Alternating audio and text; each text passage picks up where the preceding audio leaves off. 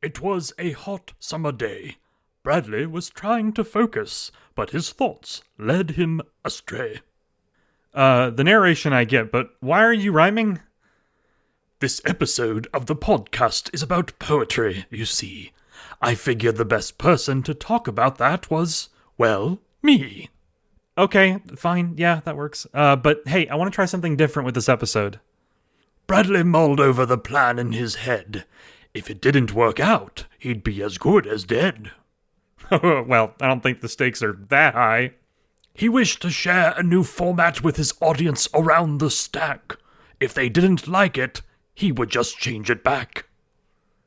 Yes, that's correct. So, this episode, I'm going to incorporate transitions between each of the segments. I want to make the show feel like one of those classic radio shows, so we'll test it out and see how it goes. Damn it, now I'm rhyming. So sit back and enjoy an episode full of mystery. Perhaps it will be the greatest episode in Saved as Draft history. Let's not get ahead of ourselves, my friend, but since you said the name of the show, that means this intro is at an end. Damn, I did it again.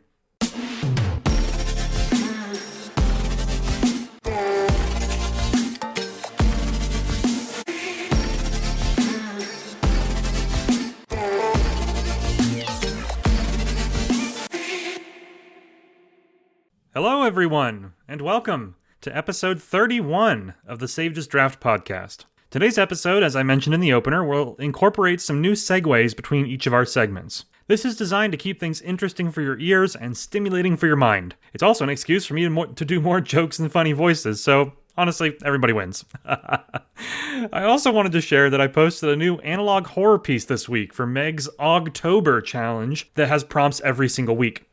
My entry, Tape 47, is a prequel to the upcoming narrative podcast set in the universe of the animated series I'm writing.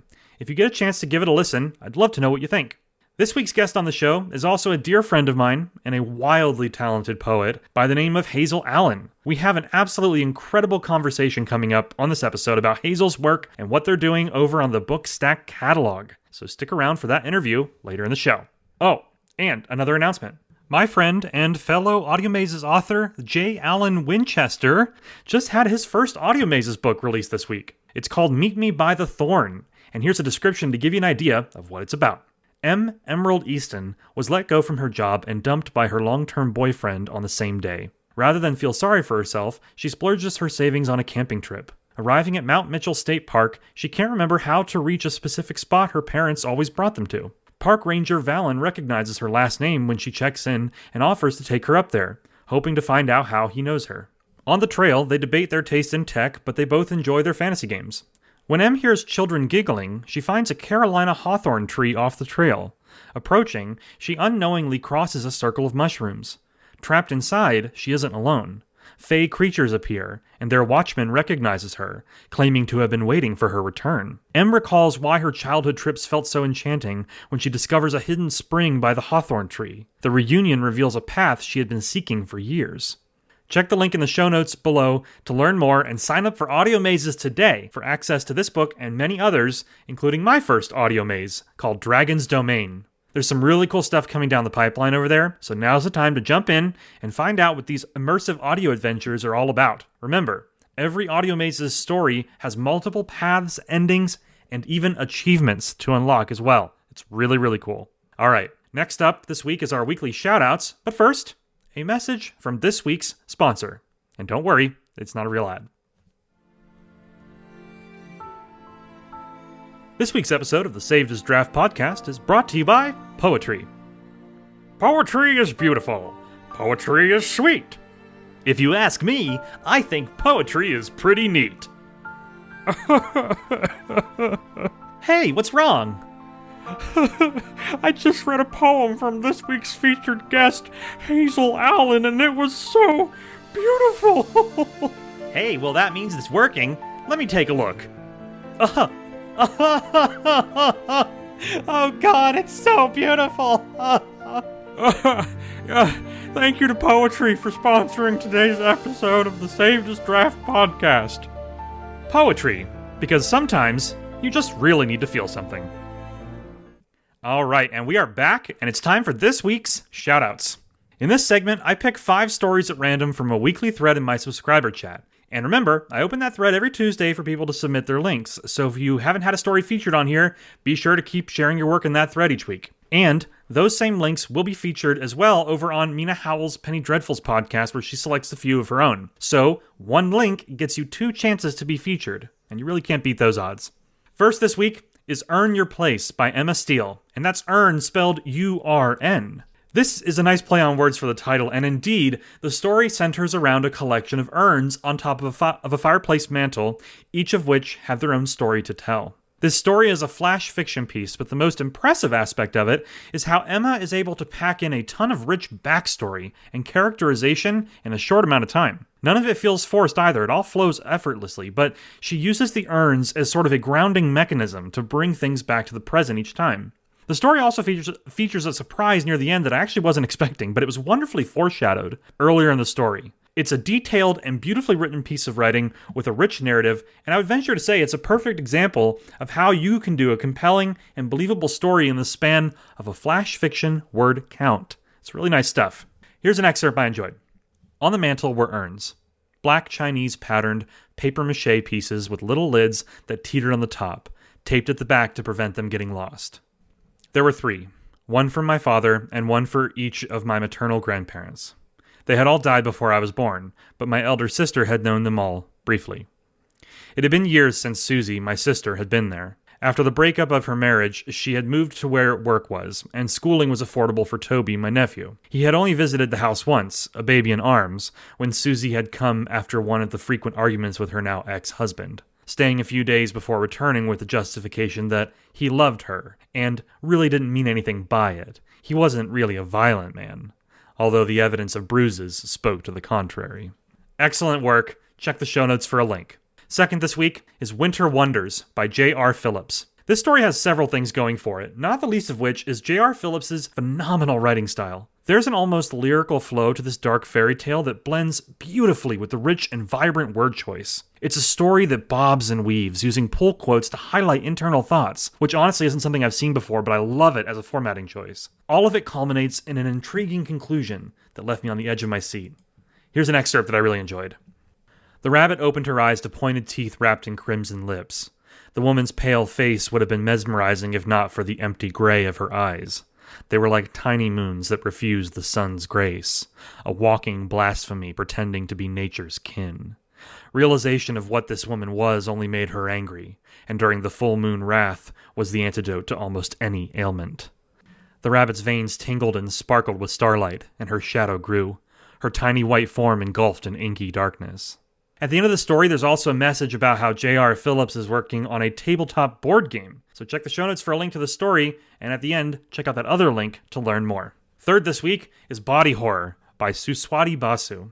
This is a dark and powerful poem about the horrors that people inflict on themselves in the name of looking quote-unquote beautiful by society's impossible standards. It reframes things like cosmetic surgery and body dysmorphia into a horror-tinged poem that focuses on shocking stanzas and wildly vivid imagery. It's incredibly impactful and more than a little shocking, so check the content warning before you dive in. But here's one stanza that'll give you an idea of what's in store.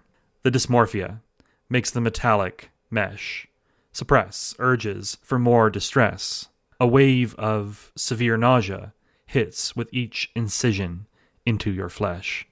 I am so glad Suswati is back and publishing poetry because it is incredible. Find a link in the show notes. Fourth this week is A Letter to All My Children by Melanie Cole. This piece opens by addressing the letter to children that don't exist, or as Melanie states, the children I will never have. It's a powerful opening line, and it leads into several names and descriptions that explain why these fictional children were named as such, making them feel even more real. From there, the piece turns into an honest and genuine look at all the things she would tell them if she could. It's raw, emotional, and honestly, it contains messages that we all need to hear. It's a powerful piece that is both matter-of-fact and beautifully heartfelt in equal measure. A truly creative and resonant piece of writing. Here's an excerpt I enjoyed. I cannot promise you a happier and an easy life. I cannot promise you a life where those around you see or understand the extent of your suffering, but I can promise that it will make you more compassionate. I can promise that it will make you feel everything, down to the funny bone. This is, of course, a double-edged sword. You will experience times, many, many times, when the world does not understand you. The best way to combat that is to try to understand yourself. It's easy to tell someone to love themselves, but it is a whole different process to learn to love yourself. Try to love yourself. It is one of the most important steps you can make in life. So much will be taken from you, and you will need to love yourself through it all. I got chills reading that. Incredible work from Melanie. And once again, I really think this is something everybody could benefit from reading, so please check the show notes for a link. Our final shout out this week is The Overlook Hotel by The Verdant Butterfly. I'm excited for this because it has been far too long since I've read The Verdant Butterfly's work. And once again, I'm utterly captivated by this piece's atmospheric, confident, and sharp writing voice. It immediately pulls you in. This story is told from the perspective of a place that defies reality. It's called The Overlook, but as the story goes on, you'll soon discover that it has power and influence beyond any walls that it may or may not have ever had. It's not limited to a single building, at least not anymore. It's a story that acts as a warning, though there's nothing you can do about it. And I love that sort of background dread that builds over the course of the piece.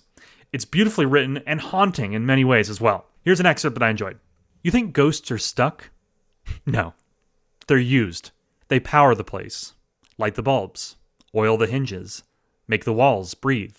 When I burned, they said it was over. Said the snow took me. Said Danny escaped. They were wrong. Fire doesn't cleanse. It clarifies. The walls are gone, but I still stand. In the blueprints. In the photographs. In the dreams of architects who wake up scribbling sketches they don't remember drawing. I'm shifting. Rebuilding. Slowly. Elsewhere. Because places like me don't die. They migrate. Oh, so good. You see what I mean? It's a piece that exists at the intersection of poetry, prose, fairy tales, and a little bit of ancient myth for good measure. It's also yet another example of why I love every single thing The Verdant Butterfly writes. So this was a wonderful way to finish this week's shoutouts. And next, don't turn that metaphorical dial, because we're coming up on our level 3 power-up prompts right after this short message. Hey there. This is Chill Bradley, here with a quick reminder. Life is chaos. Stress comes at us from every angle. Sometimes it can be pretty overwhelming. I'm here to remind you to stop and take a breath from time to time. This is Mindful Moments, podcast edition. Here's a quote to consider. You can't stop the waves, but you can learn to surf. Jon Kabat-Zinn. Life isn't a race, even if it feels like that sometimes. There's no rush. Enjoy the journey. And when the storms start to roll in, do your best to find those moments of peace where you can breathe and recharge. Remember, it's better to get a little done each day than to get a bunch done and burn yourself out for several days or weeks. Treat every day like a marathon, not a sprint. You don't need to earn your rest either. You deserve it as much as anyone else. Thanks for listening. I'm Chill Bradley, and this has been Mindful Moments.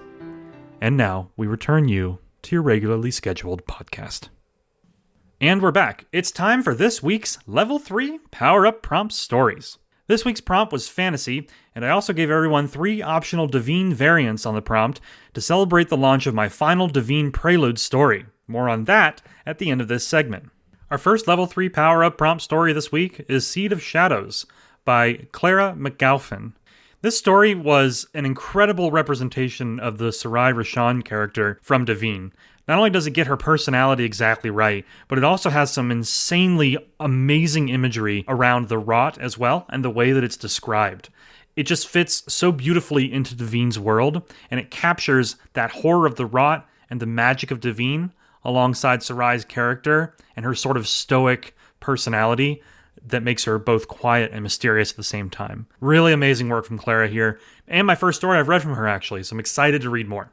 Our second Power-Up Prompt story this week is The Anguish of the World Tree by Mina Howell. This was actually a Devine poem, which was really surprising to see and very welcome because there hasn't been many. I think I've done one myself in one of the preludes and that's it. But in this one, Mina takes us into the mind of Melisari as she's running from the rot and trying to escape Avondale. Now, in Devine, elves have a telepathic connection to the World Tree at the center of Avondale Forest, and this kind of sentient tree is able to communicate with them across vast distances, but it also means that they share emotions and pain. So in this poem here, we really understand how that connection traumatized Melisari, but also how it drove her to get revenge after she escaped. It's a wonderful piece, and like I said, one of the few Devine poems that we've seen. So shout out to Mina Howell for doing this one and doing it in such a creative way. I love this. Our next power-up prompt level 3 story this week is The Day the Wisdom Tree Died by Kira Finley. So what makes this story really unique and what I loved about it is that Kira actually reached out to ask me if she could bring the rot from Devine into her fantasy world that she's been building. And so this story is a prequel to her Jade Dreamer series where the rot does indeed make an appearance. And I love that because in Devine, the rot is very much a cosmic sort of entity. So at that point, it absolutely could find itself in another universe like this. So it actually works really well, makes sense in terms of canon. And I love that Kira was able to bring that into her world so seamlessly. It's a fantastic story. Check it out. You'll find links to all the power-up prompts in the show notes. And I'll also drop a link to the final Devine prelude, which I'm really excited about because now that these preludes are done, the next step is launching the first official Devine series called The Order of the Pawn that has been years and years in the making. So thank you to everyone who's been supporting it, who's been checking out the preludes, getting to know the cast of the series through those preludes, and I promise it will be worth the wait. All right, and coming up next is our weekly writing discussion. But first, a brand new segment here as a segue called Storytime with Fintan Marybrook. Hello, my name is Fintan Marybrook, and this is Storytime with Fintan. Today, I'll be reading a review of Bradley Ramsay's The Blight, written by Derek James Kritzberg as part of Dread Reviews 30. Here's what Derek had to say about this particular story. Genocide? Dystopian post-apocalyptic wasteland? These heavy themes have nothing on Ramsay's The Blight, where a toothless grin, a backstabbing buddy, and the smoothest cigarette break this side of the apocalypse take place. This short is a roller coaster without rails. Hold on tight because this story doesn't just punch readers in the face, it knocks out their molars, breaks their heart, and then lights a cigarette over the rubble. Let's start with the protagonist's mouth, which takes more abuse than a piñata at a birthday bash. Oh my. In excruciating detail, we witness this man's teeth scatter like candy and confetti with every bash. By the time his ex-friend turned interrogator finishes cracking teeth with his knuckles, this guy's grin is more gap than enamel. Yet he keeps slinging sass and blood. Forget resistance leader, this dude's the patron saint of gumline grit. Ramsay, please give this man a dentist referral in the sequel, or at least a straw and a victory smoothie. To read the entire review, check the show notes for a link to Dread Reviews 30 from Derek James Kritzberg, and thank you again to Derek for this wonderful review of a non-Devine story, but a pretty good story nonetheless. Back to the show. All right, and we are back for our weekly writing discussion. Since our guest this week is a world-class poet, I thought it'd be fun to discuss poetry in this week's writing discussion. And I'll start us off. Poetry is one of those things that I've dabbled in my entire writing career, going so far as to go back to middle school, actually, I think is when I wrote my first poem. And I would never show any of those, but it's something where I never thought that I was very good at it, but I liked how it was so emotionally charged, and I liked the short form nature of it. But there was a time for years where I just didn't write it because I didn't think I was any good at it. And so fast forward to now, and I remember when I first met Hazel on Substack, I also met V. Walker around that same time. And the two of them were just so supportive about me putting my poetry out there, being poets themselves, of course. And so I really do have to give credit to them for all of the poems that you can find now on my content directory, which is, there's a lot of them. And I've written a few just in the last couple of weeks. And it was their support that gave me the confidence to put it out there, and I've since really become more acquainted with my poetry style and more confident in it, and I love that. So, huge shout out to Hazel, this week's guest, as well as V. Walker, who was actually a guest on a prior episode of the Saved as Draft podcast. But enough about me. Let's see what some people in the community had to say about how poetry affects them and what they think about it. Christine Bode says, I've published 2 books of poetry. My work has been influenced by Charles Bukowski, Michael Madsen, Jim Carroll, Dorothy Parker, Mary Oliver, and John Keats, among others. I love many poets. I received a letter from Sir Bob Geldof after sending him a poem I wrote that his work inspired, and ended up meeting him 3 times, and I got to meet Gabriel Byrne because I wrote a poem about him as well. So poetry has been good to me. It's been a great therapy practice too. That's really cool, Christine. I love when you get a chance to meet your heroes. That's amazing. All right, next up, Javier Mixco says, I think all writing should have a bit of poetry in it. I do like to write some stanzas every once in a while, but they are all in a file called Scribbles, and there's an audience of 1 for all of it. I'm looking forward to seeing who people say are their favorite poets, and I'm always looking to read more. Well, thank you, Javier, for being here. The Autumn Star says, I've had more success publishing poetry than fiction, but I find it hard to write poetry when I'm happy, so, happily, I haven't written much in the last 5 years.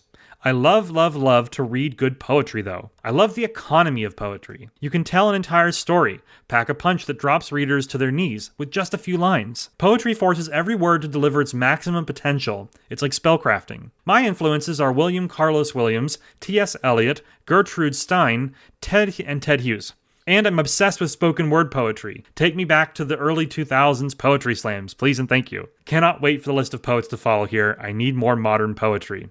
And one thing I will say is that we didn't get a whole lot of poetry recommendations in that thread on my subscriber chat, so please feel free to jump in and add your favorite poets. Obviously, I recommend Hazel and V. Walker, but there are plenty more, especially if I stop to think about it. And to Autumn Star's point, poetry really is something where you have to make every word count, and there's something beautiful about that. So I absolutely agree with that. And I also agree with the fact that I really want to go back to poetry slams, because yes. Next up, author John G. Dyer says, I learned lyricism, which I actually don't use a whole lot, but it's good to have in your toolkit. More valuable was the practice of expressing ideas in a concise manner. And yes, again, talking about how poetry forces us to be economical with our words, that is a huge part of, how anyone can practice it. Even if you don't consider yourself a poet, you're still learning something about word choice. Next up, Kira Finley says, I'm definitely a fan of poetry. It's my favorite form of self-expression.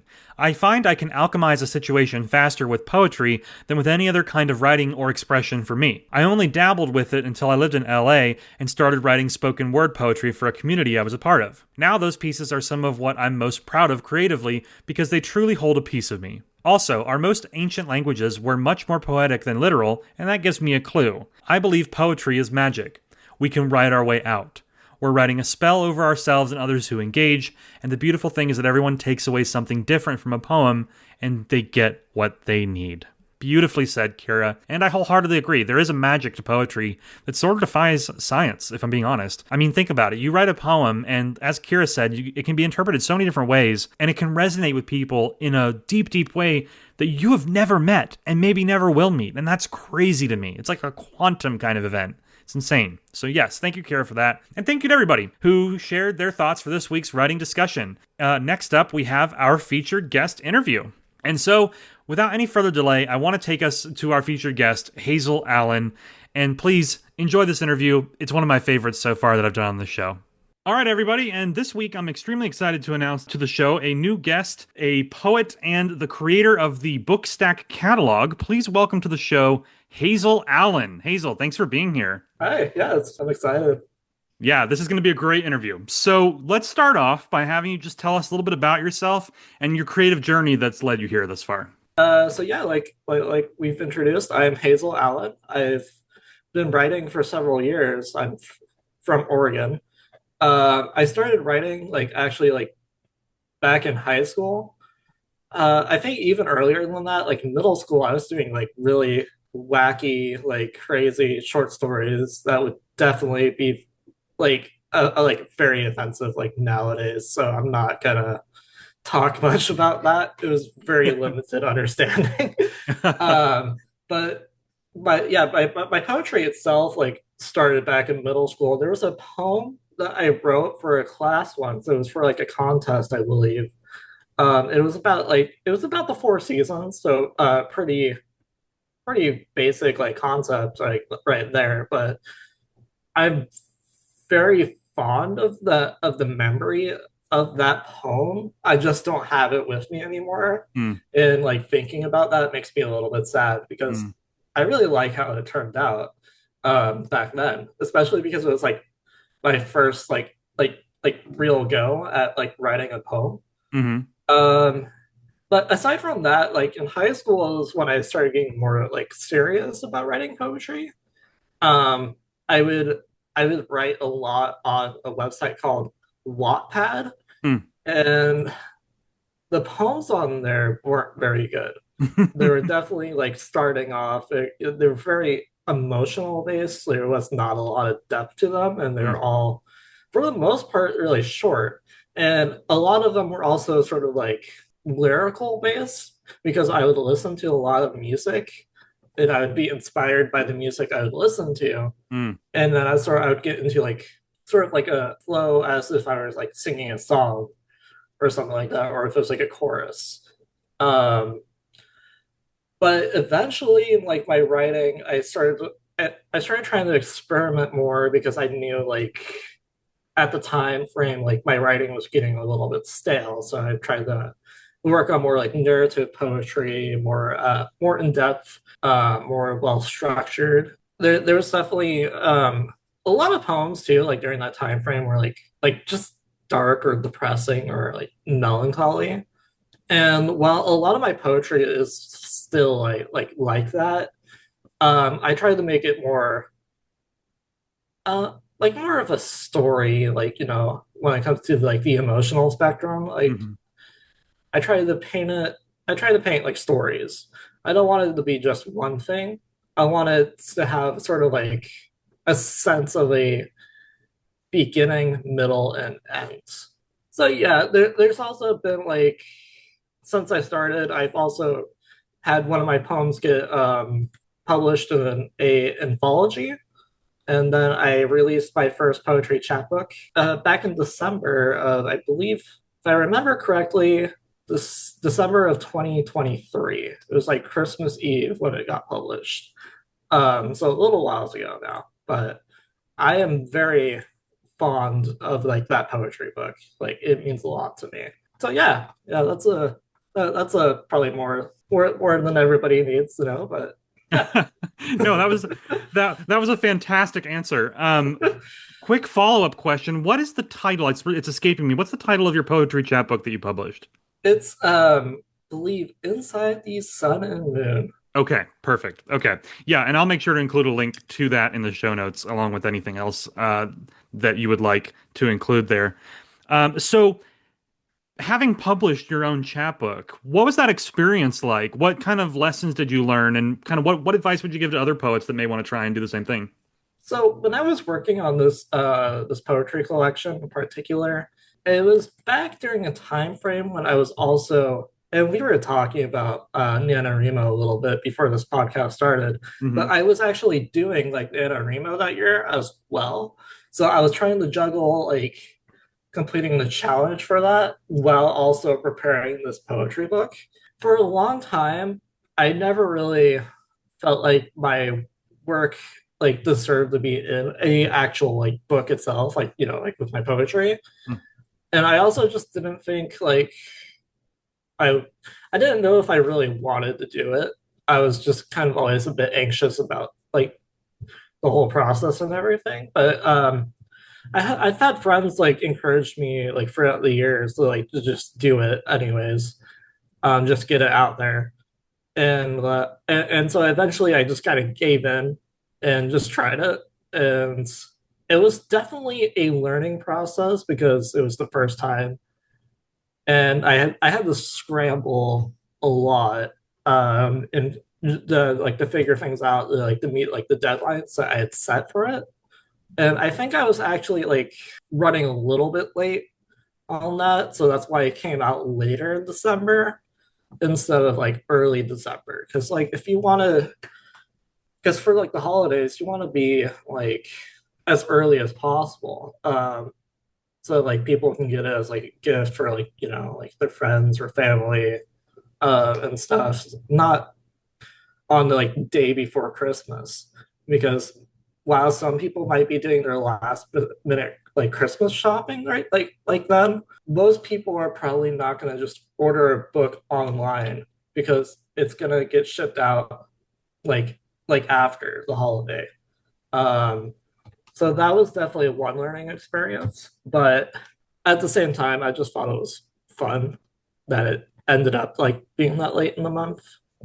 Hmm. Um, there was also like some learning hassles with like formatting like the interior of the book, like keeping in mind like margins and stuff. Hmm. That's always like I don't think a lot of people realize how important like the margins are because there's I forget the term, but like because of how the spine is set up, like how it's binded, like a part of the part of the page on like the right like sheets of paper actually gets sucked in more into the spine. So like there's that. So like if you don't margin it like properly, then like you end up having your text like sucked into the spine area and it's less visible. So Hmm. that was definitely one issue that I had to like fix when I got like my first like test copy of like the collection. That's interesting. Yeah, I honestly I haven't self-published anything myself, but I would not have thought of that. It makes a lot of sense, but it would have slipped my mind for sure. So that's really good advice. Yeah. So, as you mentioned, you typically do poetry, obviously, but you've also done short stories and short fiction and stuff like that. What is the ratio of the two? Is it like 70% poetry, 30% fiction? And beyond that, how do the two differ for you? Are the themes similar, or like how do you kind of switch from one to the other when you're working? So I would say that for the ratio itself, it's probably more like 90 to 95% poetry. Okay. And the reasoning for this is that I've had more practice with poetry. It's Hmm. easier for me to write a poem than it is for me to write a short story. Right. And for me, poetry takes less time. Um, so like when I know I don't have like a whole lot of time to focus or um, I am again like if my attention span is running a bit short, like I can quickly get a poem out, like no problem. Um, if I want like a more in-depth poem, it's like it's going to take a little bit more time, Hmm. but um I generally get those out like a bit easier. With short stories, I would say that like they definitely take more time to plan out, and I'm obviously like a pantser. I don't really focus like too much on like outlining the plot or anything like that. So I will like write the first draft like in like a free write Hmm. essentially, like a 15-minute, 30 minutes, depending on how long it needs to be. And then like I'll tweak it from there. Um, but well, for the most part, I don't really spend a whole lot of time like editing and revising my stories and stuff. Like I've obviously sent some stuff to you in the past to have you look at it. Hmm. Um, but for like they use this as an example, like it's slipping my memory now, but like the Midnight Collective stuff that I was working on, I didn't really do any editing for that. After I put it up, I was just like I just put a notice like this has been barely edited, so like people know it's like more of a rough draft. So that's kind of how I handled like that part of it. For like the themes and stuff, it's you can get more in depth with your story, Hmm. like when you're like writing a short story or like flash fiction. Hmm. With poetry, you kind of have more limitations on how to craft that story. So when it comes to themes, there's obviously going to be some differences on how you focus on like each aspect. Yeah. Poetry is going to be often more emotional. Hmm. That's how like a lot of people like write their poetry. It's just because it's a good way to like vent and get your feelings out. So I definitely do put more emotions into the poetry that I write. In the short stories that I write, I want to think about like what's exciting, what will like blow people's minds, Hmm. and how I can craft a like compelling, but again, like emotional sort of like payoff for like those reading it. How will it affect the readers? Hmm. It,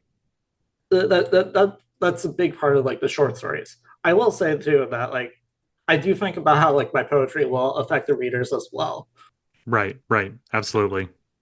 Yeah, speaking of blowing the readers' minds with the short stories, I wanted to, if it's okay, I wanted to quickly just touch upon that Midnight Collective. I believe it was three stories that you did, and that started as a bet, if I recall correctly, that if a post of yours, I think if it reached a certain number of likes and restacks, we had basically, friendly but pressured you into writing a horror story, and that's where the Midnight Collective came from. Am I remembering that correctly? Yes, you are remembering that correctly. I remember that as well. I'm very fond of how that turned out. And I I do have to say for the story that the bet was that we used the bet for, it was the witches like shopping list, I think it was called. Yeah. That story was really well written. I think it would have done well, like even without the bet. Hmm. But seeing like the numbers like just go up, I never envisioned like a single story getting like that amount of attention. I didn't really think like the like you guys would go all out on the bet either. And then you guys did. And then it spawned three stories out of that. And I'm even thinking about doing like other projects with that universe as well. Actually, now that I'm remembering it, I did write a little like prequel story Uh-huh. for that universe as well. It's based around Alex Mm. and his relationship with his dad. Um, I think that was based off of like another one of your prompts, I'd say. Um, let me let me pull that up actually. Yeah, it should be, if I'm not mistaken, I was looking at it on my side here. It's the boy made of air, right? Is that the correct one we're talking about here? Yeah. Actually, no, that might have been one of my prompts. I think it was. I remember Yeah. air being a prompt, and I want to say it was one of yours. Yeah. Yeah, yeah. And again, I mentioned the bet like in the post for that too. Yeah. Um, this one was very interesting. I didn't know like how it was going to turn out. I do remember why I thought it was one of your prompts though. It was because I was originally going to write this based off of one of your prompts. Mm. It was about like a character that knows he's evil. Oh, Um, yes, yes. I remember that yeah. one. Yeah. But I ended up incorporating it into this specific prompt because I just thought it was fascinating and I felt like it fit like Alex's like character really well too. Yeah, no, absolutely. Yeah, I will absolutely make sure to include all of these Midnight Collective stories in the show notes so people can check it out because I still think about some of those stories in that series that you did. I mean, it was I know you don't typically, as you said, like it's 95% poetry, and your poetry is just on an entirely different level. But when you do decide to do short fiction, especially with that horror series, I mean, I'm not exaggerating when I say that story will live rent free in my head forever. Like it was incredible. And so anybody who's listening to this, you absolutely should check it out, and you will find links in the show notes. It is phenomenal storytelling and some truly incredible characters as well. But yeah, I wanted to talk about that briefly here. So now I would like to shift focus over to the work that you've been doing with other publications, starting with, and I know it was it was sort of sunset recently, but for a while there, you were working with a few other people on it was Edgar Allan Poe. It was the Potato Collective, if I recall correctly, was the name of it. And it's still up, obviously. You have it available as an archive. Um, and it was a combination of Edgar Allan Poe and potatoes. So I gotta ask, what's the deal with the potatoes? Potatoes have like sort of like a long it's a piece of my lore essentially. Okay. I for a while I for a while when I was younger I would refer to myself as a potato with sort of like a negative like connotation to it. Right. And then over the years I've started kind of just growing more fond of the term like potato and like how it sounds because there's like these sort of like kawaii like potato like images online and stuff and like those are just adorable and like over time it just like sort of like seeing like the more like positive aspects of what a potato could mean, sort of like rubbed off on me. And it also like I had this username for a while in some of my stuff, and I still use it for like games and like things like that, where I would refer to myself as the apathetic like potato. Mm. The apathetic part comes from like my because I struggle with a sense of apathy Mm-hmm. because I'm autistic. Mm-hmm. Um, and not every autistic person is going to struggle with like that sensation, but that's one of my struggles. And so like I meshed it in with my username for a lot of online stuff because it feels like a very solid like username. Mm. Yeah. And eventually it even became part of a and excuse my language for a second, Mm-hmm. of a queer like shit posting like meme page that I used to run Okay. on Facebook, which actually gained like quite a following before I stepped away from it. It was a lot of fun. It was an accident that it became a shit posting page. It was supposed to be for my writing. uh, so That's there's so funny. yeah, there's quite a history there. So I like including like nods to like the whole potato thing, and I also love like potatoes as like a food, Mm. not mashed potatoes. I know that's going to get some hate. I don't like mashed potatoes.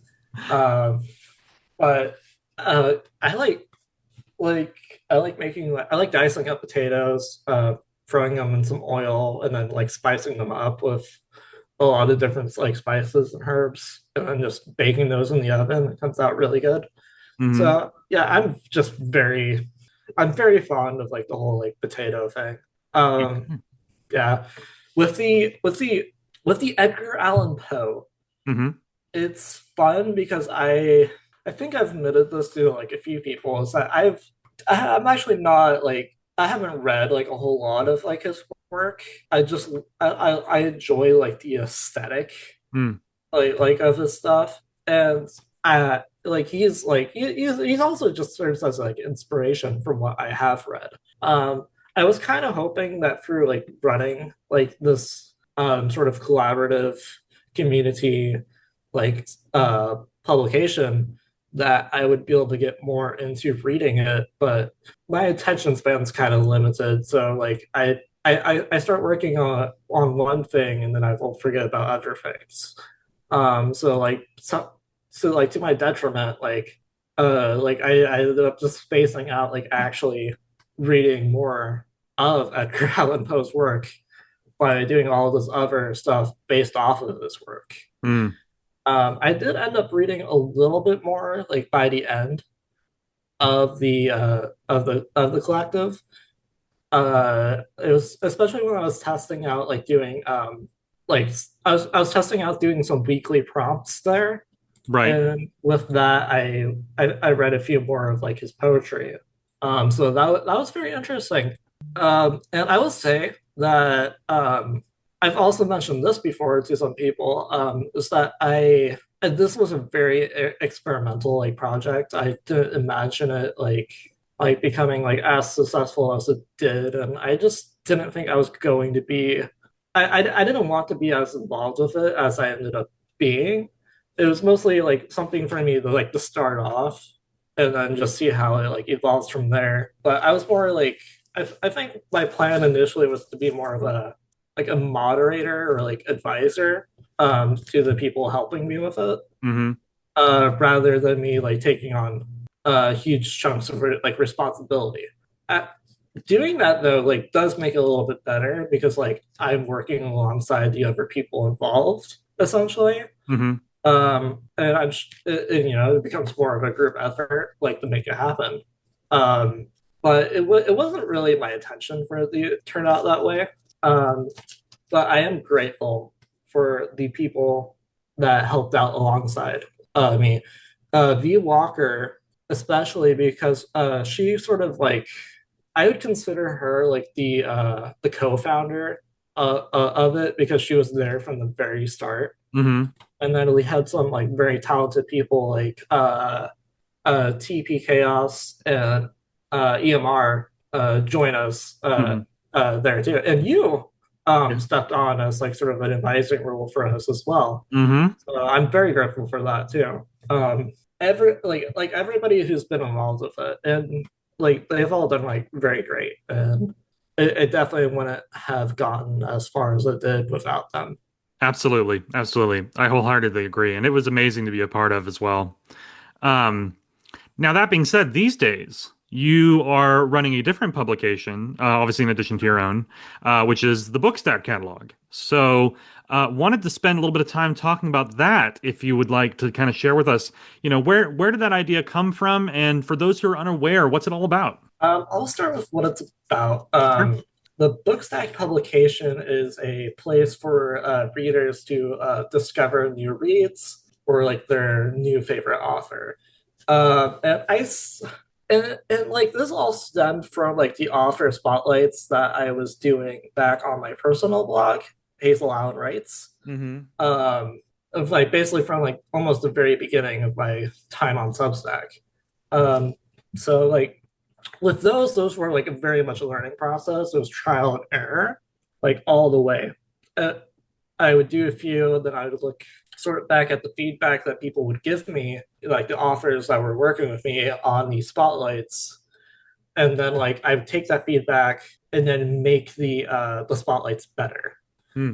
And I I'm gonna look up their name real quick just to make sure that I don't accidentally mispronounce it, like the order. I wanted to give a shout out to someone. Sure, Okay. absolutely. My very first author spotlight was done for somebody whose name is Maya Brown Jackson, Mm-hmm. and she was very vital because with my first spotlight, I had no clue like what I was doing whatsoever, and um, we had quite a few conversations about it, and like she did a lot more than what she really had to than what she was really obligated to, like to help me actually like get these things like kicked off and running. Mm-hmm. Because it was a very much a learning experience for me in that very first like spotlight, and I'm forever grateful for her because like I don't know if the spotlights would have gotten as far as they did like without her. So she is on Substack. So if you want to like link to her profile on here, like you definitely can. She's a poet too, so like go support her work. Amazing. Yeah, yeah, yeah. We'll make sure to include that in the show notes, a link to that spotlight, and we'll tag her as well. That's awesome. Okay, very nice.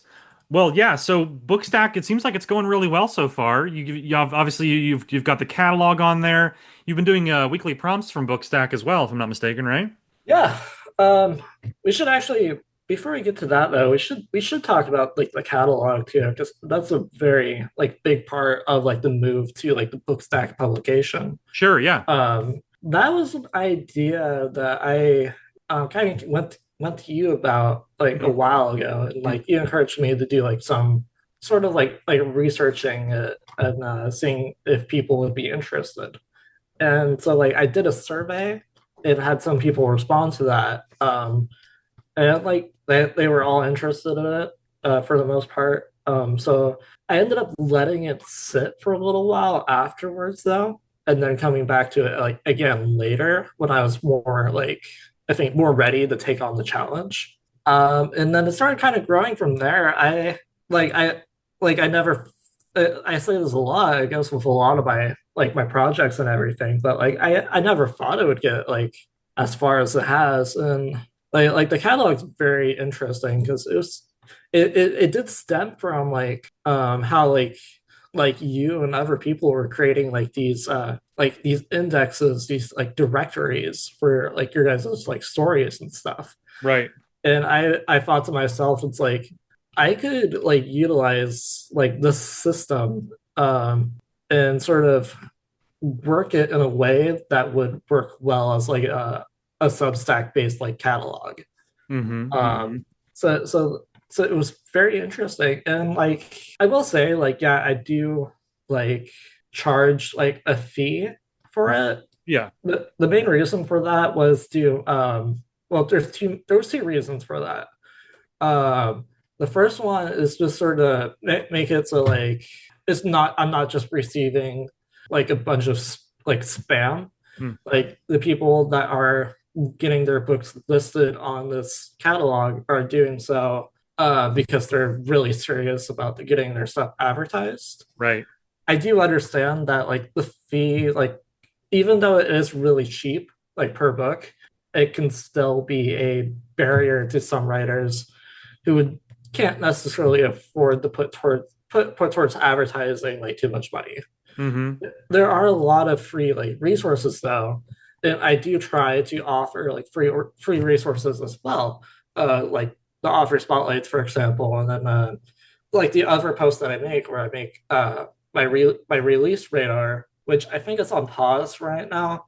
But like I do try to create like sort of a balance so that even if you're unable to get your books listed on the catalog itself, there are other ways for your work to appear like on the publication. Right. Yeah, and if I'm not mistaken, you can also people can apply to be spotlighted as well. Is that right?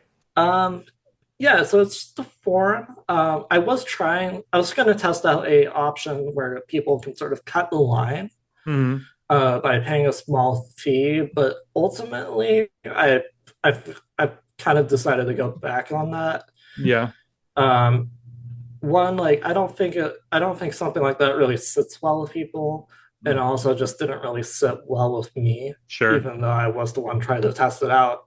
Um, but I think like because there's so many options anyways, like there I think V Walker like also like made a list of like resources for like places where you can like do spotlights and stuff as well Hmm. for your work. So there's a lot of resources for that. Right. Um, so like the only time really like cutting a line on any of those websites is only useful when you have a certain deadline, like trying to get in when you have like an upcoming book release and you're trying to get as much sort of like publicity like as possible, like before that release date. Um that I feel like that's like one of the only times where it might be useful, like to pay a cut the line fee. But most people are willing like the wait like otherwise. Hmm. Right, that makes sense. Yeah, absolutely.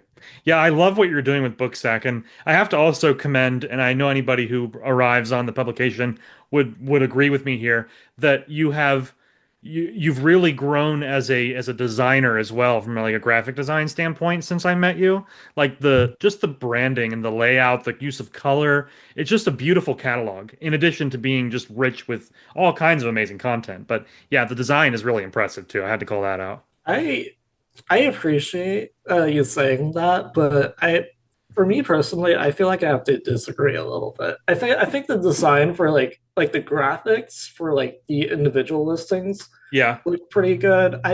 But I feel like most of the overall branding is is really basic.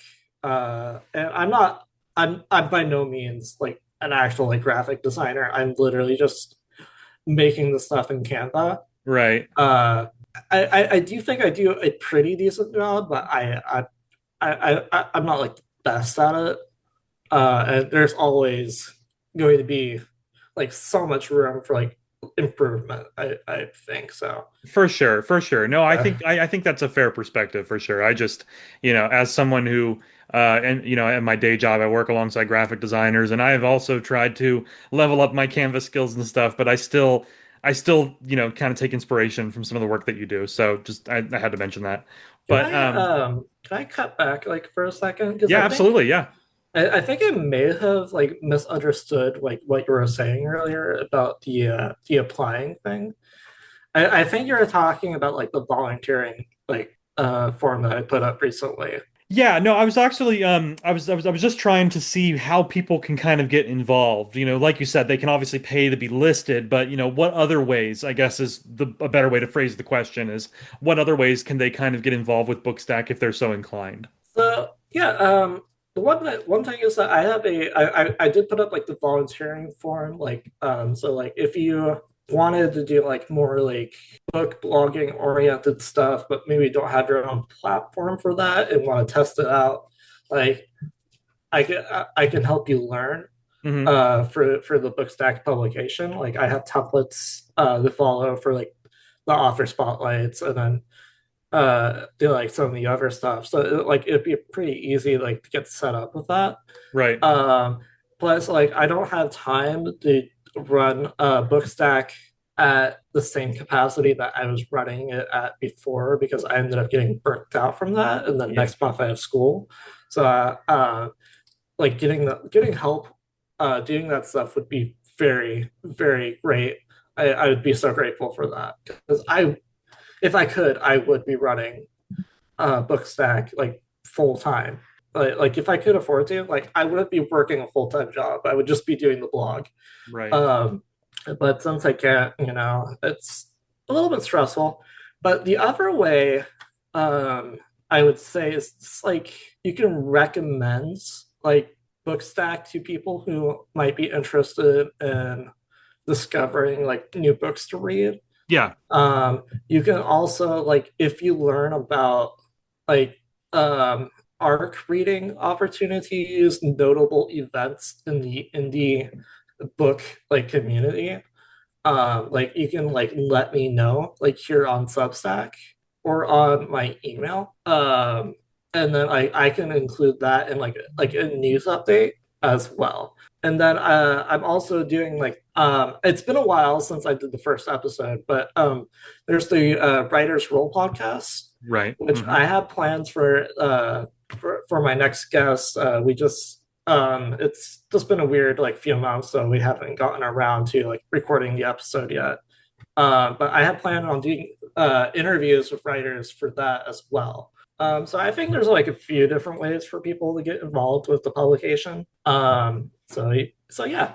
Okay. No, that's fantastic. And yeah, I have to also just give a nod to the Writers Roll podcast since I was on that first episode with you, and I love the setup you have there, the structure involving the roll of the dice to kind of decide which questions get asked. I think it's really cool, and I'm very excited to see more episodes of that come out. I I felt like that was just such a like a fun thing to do. It would definitely be cool at some point if I can get myself like a webcam for it and then like actually be able to show like well I know not every like guest is gonna have like a die to roll but like just finding some way to like show like that a die is being rolled because Right. you can't like necessarily hear it in the audio like Yeah. very well. Yeah. So like definitely expanding upon like the podcast and improving like that overall experience. Like the thought of it is really exciting. Yes, yes, I wholeheartedly agree. And I'm going to make a note right now to add a link to that first episode. Not just because I'm in it, but because I like the podcast in general. Um, so yeah, so coming up here towards the end of the interview, I wanted to just quickly ask what projects you have going on outside of Substack, because if I'm not mistaken, you have another chapbook in the works. Is that right?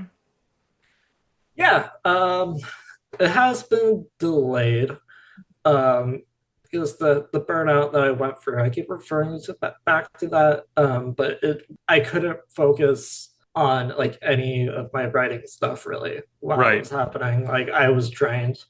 And ultimately, it did spawn a lot of me playing solitaire for a while, so I'll say that. But uh, I was working on a poetry chapbook called, I believe it's "Leaving the Monochrome," and it's supposed to be a little bit more about like my mental health, Yeah. and how I like I struggle with that.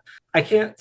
It like I guess it promises to be a little bit more like I guess dark in theme, I guess, but I wouldn't really consider it like that. It's not. I don't know like how heavy it's actually gonna read when it comes out. But it will focus more on like my mental health. It was supposed to come out already like weeks ago. It was supposed to come out on the 22nd of July. Um, but right now it's just delayed. I don't have a new release date set for it because I still need to finish I finished most of the poetry for it. There's just a little bit more that I need to add, and then I have to look it over and make sure. Because it was a smaller project, I thought that like if I set like a release date, that would serve as a really good deadline. But it ended up having the opposite effect. That's fair. So, Yeah. yeah.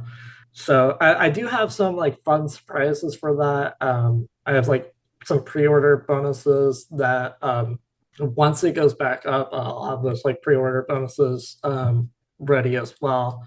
And then there's also a giveaway that I am planning for that book. I won't be sharing any details about the giveaway itself yet. Okay. It's all dependent on when I'm able to have a new set release date. Because it would kind of be weird to have a giveaway without a book releasing. Right. Makes sense. Yeah. Okay. Well, definitely looking forward to that. And as you know, I will be getting a copy. Um, Also, like just something to know is that there's another poetry collection that I have that's also been like delayed for the time being. okay. I forgot what it was called. Is That's is how, that that's how one?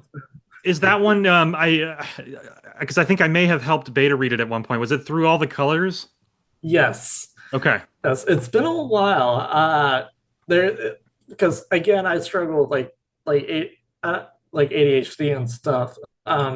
After all the beta reading, like feedback came back to me, I my my attention span said no, I can't handle this.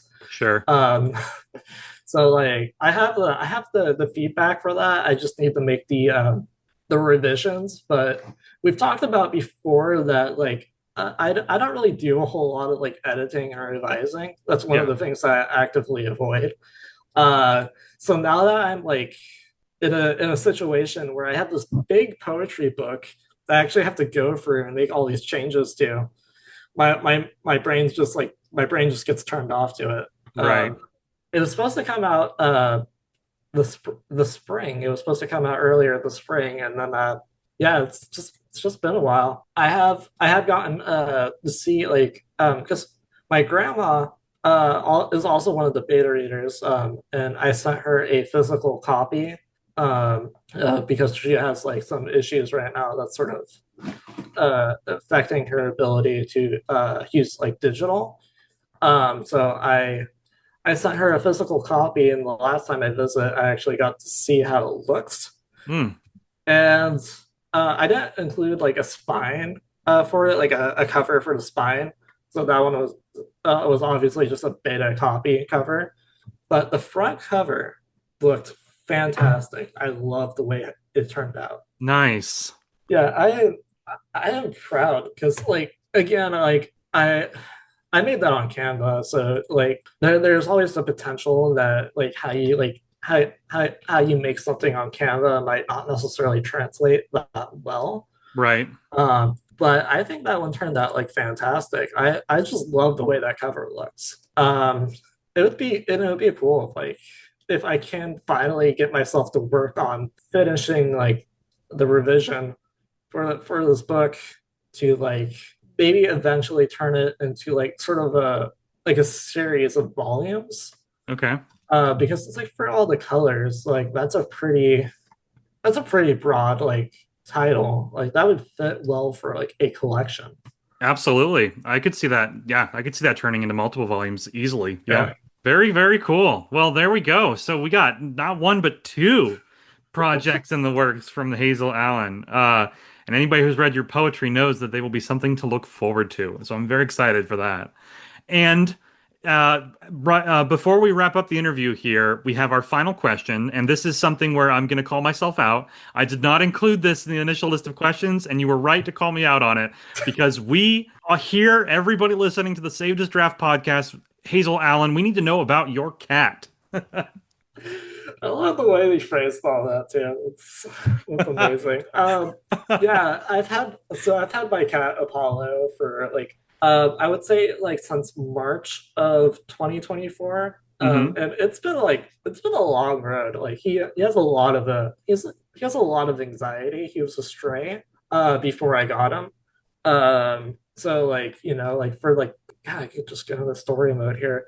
Uh, I was living in a really small studio. It was like the size of like a bedroom essentially, with a kitchenette and a bathroom squished in there. Mm. So very small space. And any time that I would make myself like something to eat, because he was so food insecure, being a stray kind of does that to you.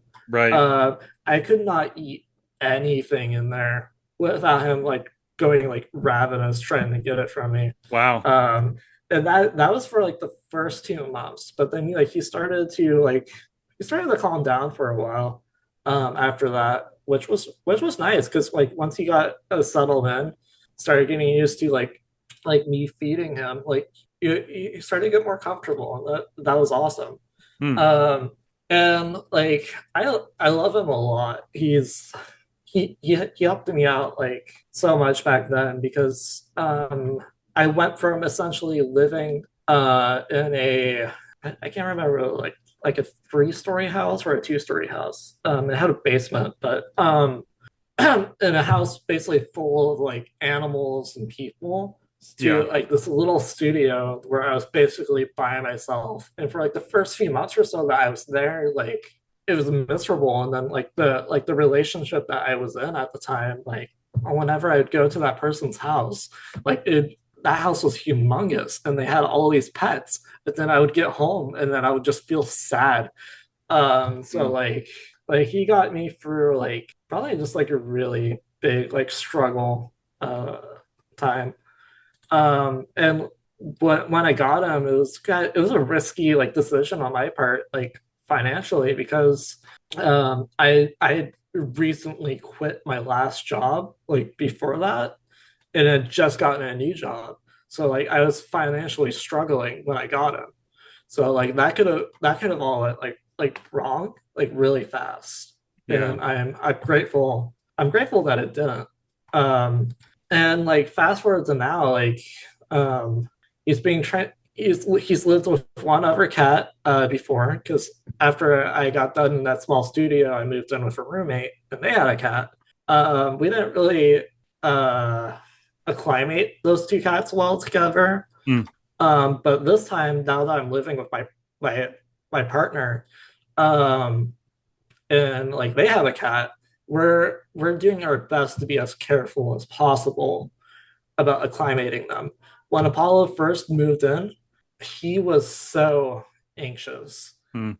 It was very worrisome. Uh, like he was barely eating for like the first week.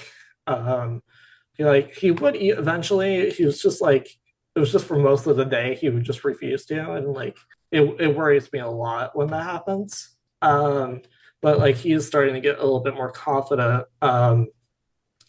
And we haven't gotten to the point where we can fully acclimate the cats, because there were some things we were doing that we weren't necessarily aware of isn't really good for acclimating cats. Mm. Like we were doing everything right for the most part. It was just like one or two things, Sure. and or the lack thereof. One of them is that we need to create positive experiences for them when they're together. Mm-hmm. So like feeding them both at the same time in like the same room, Mm-hmm. that creates a positive experience for them.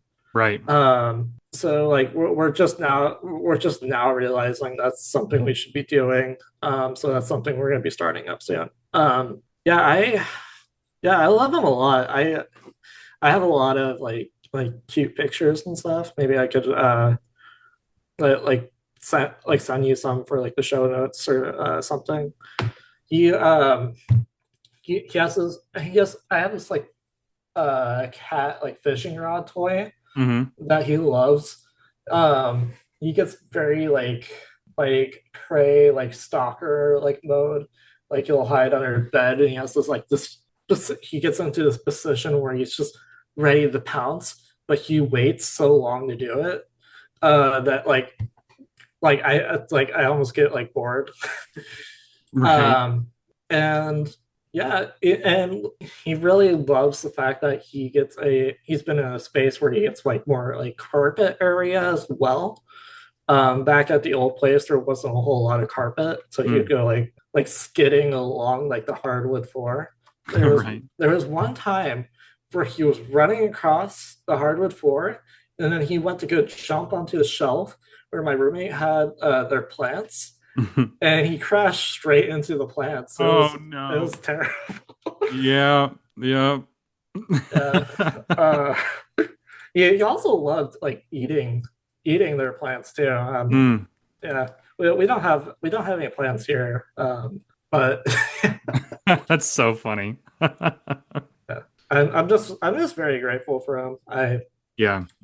It has like again been like learning experience for me because this is like my first time like owning like my own cat, Yeah. and so I like to feel like as responsible as possible for like his well-being and stuff. Yeah. Of course. Yeah. Like my partner's mentioned that like we should like maybe like get him like his own like automatic like litter box and some stuff like that. I just don't want to Mm. because one like I feel more responsible for him when I'm taking care of this litter box myself, and then two, like if there's any potential like health issues that he's having, it might be easier for me to tell what's going on with him if there is something wrong, if I can see his litter box Yeah. and I'm doing it, you know.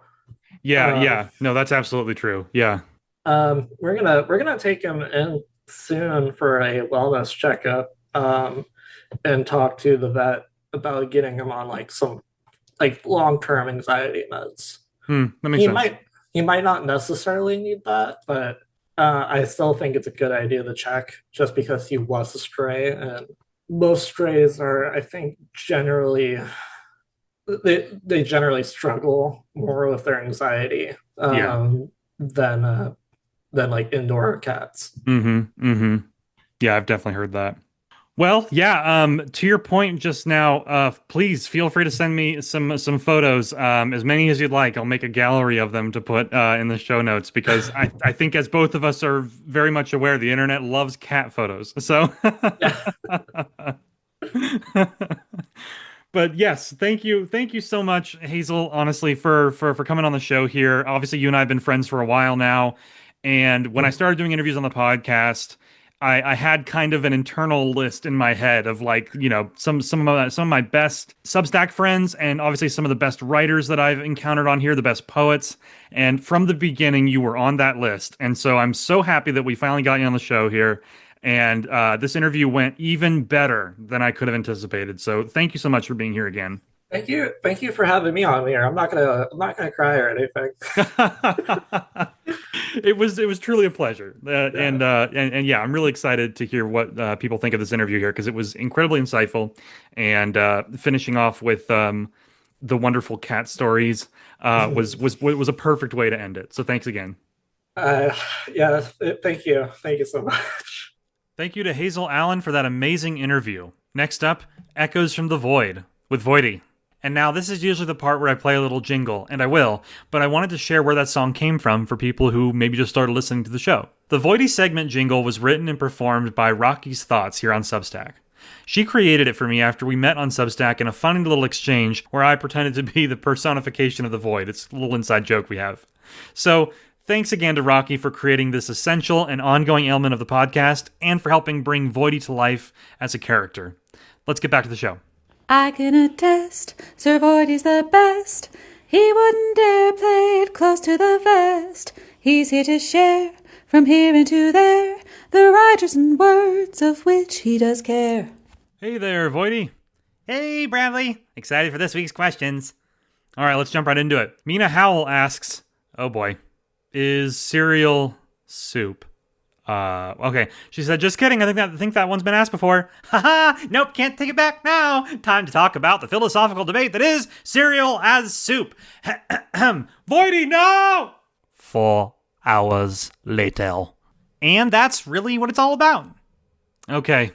Thank you, Voidy. Oh, that's 4 hours I'm never going to get back.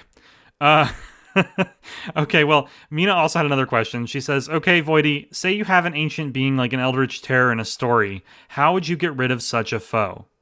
Voidy, thoughts? Well, that's easy. You don't. Listen, if it gives out into that plane of existence, everything is screwed. Voidy, I actually agree with you here. A lot of the cases with these types of stories involving eldritch terrors, Mina, is that you'll find there's a pattern where they are trying to prevent it being summoned or a rift being opened or something happening that will bring this thing into our world. Because once it's here, there's not really much you can do. I mean, yes, you can get really creative with it and find some sort of weakness maybe that it has, but the whole concept of eldritch horrors like this is that they are unfathomable, unstoppable, unknowable, right? So the only way to stop it is to prevent it, right? That being said, in my opinion, if you really need to fight them on our home turf, I recommend using giant mechs. And that is a Pacific Rim reference. I love that movie. All right, next up, Anton Anderson asks, What question should I ask you, Voidy? What question should I ask myself? My future self? My past self? That's a good one. Here's the thing. I'm going to give you some really straight answers here, so listen close. You should ask me the question that keeps you up at night. The one that invades your mind at 3 a.m., leaving you breathless like you just woke up from a bad dream. You should ask your future self if they have any regrets, and you should ask your past self what you can do to heal from what you've been through. Damn, Voidy, wow, that's a really deep answer. Thanks, I have my moments. Wow, okay, I have nothing to add. Rachel Tribble asks, if you write a reality inside a void, does that push you deeper into the void, or do you escape it? Voidy, I think I'll let you answer this one. A common misconception about the void is that it's actually linear space. Up is not up and down is not down. It's an MC Escher-esque playground where directions are suggestions and space is whatever you make of it. Okay, so how would you escape it then, Voidy? Well, as the band Poets the Fall once said, you have to dive deep to reach the surface. All right, well, Voidy bringing his A-game this week. Thank you for the answers, Voidy. We'll be back with our final segment of the podcast right after this short message. Arnold, what's wrong?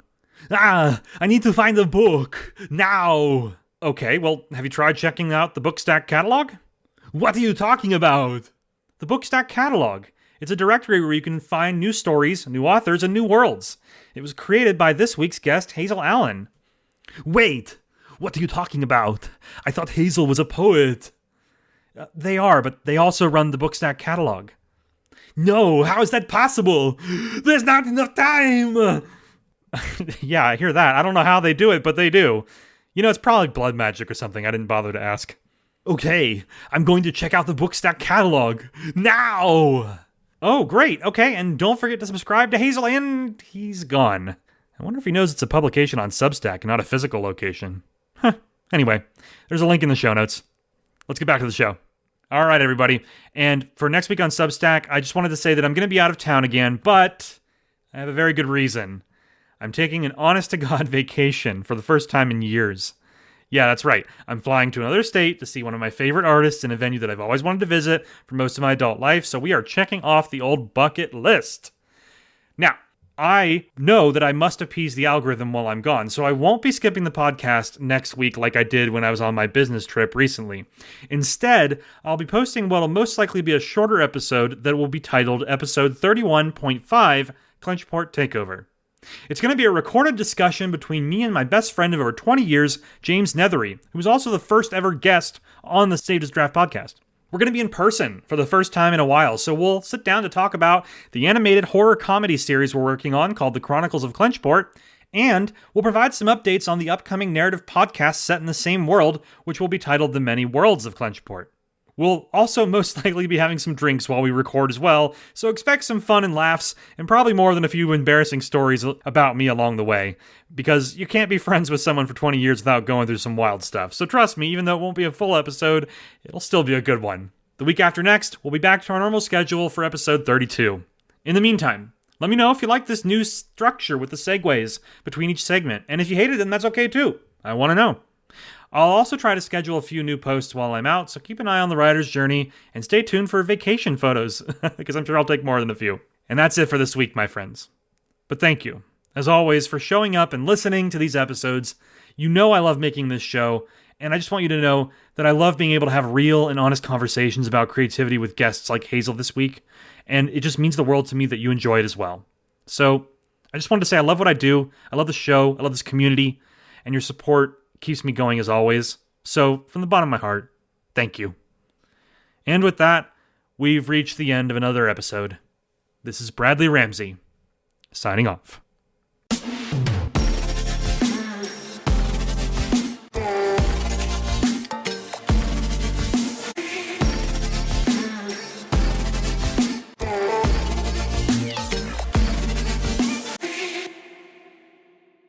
The show has reached its end. Now comes the editing before Bradley hits send. You know, I've gotten pretty good at editing audio since this show started. To record is human, to edit, divine. One day that 20,000 downloads milestone will be mine.